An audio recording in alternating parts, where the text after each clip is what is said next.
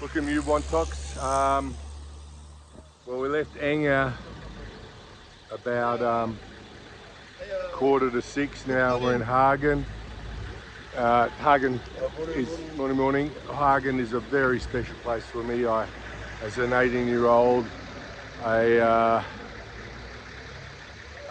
one of the greatest businessmen in Papua New Guinea had a moment of madness and hired me to manage trade stores in the Highlands of Papua New Guinea.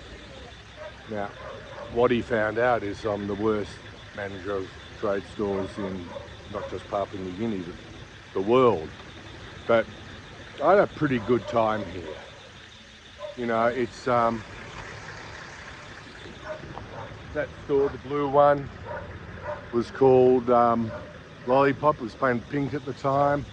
There's Harry's House Kai down there, and further down is Dang's, and I looked after them. Well, the staff told me what to do. I didn't really know what I was doing, but across the road was the golf course. I'd get to drive to Kundiawa, Bans, Mendi, had a trip to Madang. You know, as an 18, 19-year-old, it was pretty wonderful. And the people up in MountHagen are totally fantastic. They're very kind. They're very kind to me. And they kept me going.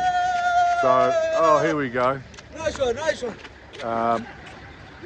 They looked after me, and I appreciate them very much. It's really wonderful to come back here and see the town's grown. The town's a city now, and it's grown so much, and it's all changed from what I remember, but the people are still here and still wonderful.